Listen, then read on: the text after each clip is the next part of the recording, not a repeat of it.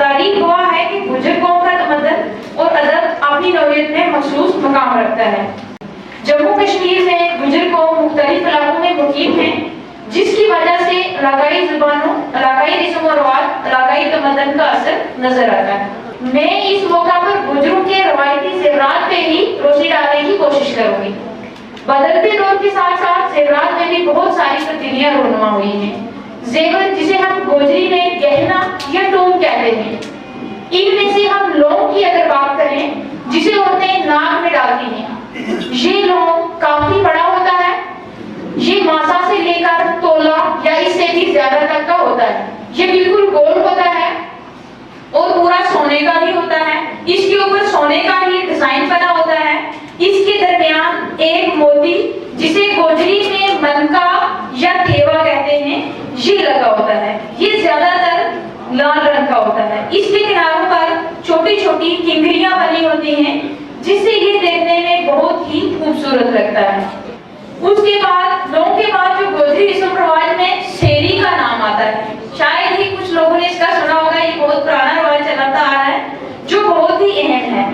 سیری کا رواج تقریباً 150 سال پرانا چلتا آ رہا ہے، اس کا وزن تقریباً 200 سے 250 گرام تک ہوتا ہے اور درمیان سے یہ پوری موٹی ہوتی ہے، باقی پوری پتلی ہوتی ہے۔ ایک چیز اور جو گلی میں ہی ڈالی جاتی ہے جسے گوجری زبان میں میل کہتے ہیں، اور میں نے یہ ڈالی بھی ہوئی ہے، اس میں آپ کو بتا بھی دیتی ہوں کہ یہ میل ہوتی ہے،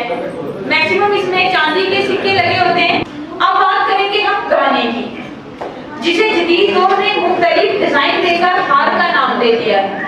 یہ تقریباً گلے کے برابر ہوتی ہے، اس گانے کے بیچ 3 برابر چھوٹی ڈوریاں لگی ہوتی ہیں اور ان کے اوپر ریشم کے دھاگے کو خوبصورت انداز سے لپیٹا گیا ہوتا ہے۔ اس میں درمیان سے چاندی کو ڈیزائن دے کر گول کیا ہوتا ہے اور آگے 3 انگلیاں لگائی ہوتی ہیں، اور اس گول حصے کے دونوں جانب ان ڈوریوں پہ چھوٹی چھوٹی چورس پتیاں بنائی گئی ہوتی ہیں جو چاندی کی ہوتی ہیں،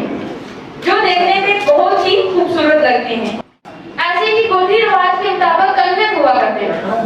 یہ تقریباً 200 گرام تک کا ایک کنگن ہوتا تھا، یہ کافی موٹا ہوتا ہے، اس کی شکل بالکل گول اور درمیان سے کھلا ہوتا ہے، جہاں سے یہ کھلا ہوتا ہے وہیں سے اس کی شکل سانپ کے منہ جیسی بنائی گئی ہوتی ہے، اس کو کلائی میں پہنتے ہیں۔ کہا جاتا ہے کہ اس کی شکل ایسی اس لیے بنائی ہوتی ہے تاکہ جو عورت اسے پہنے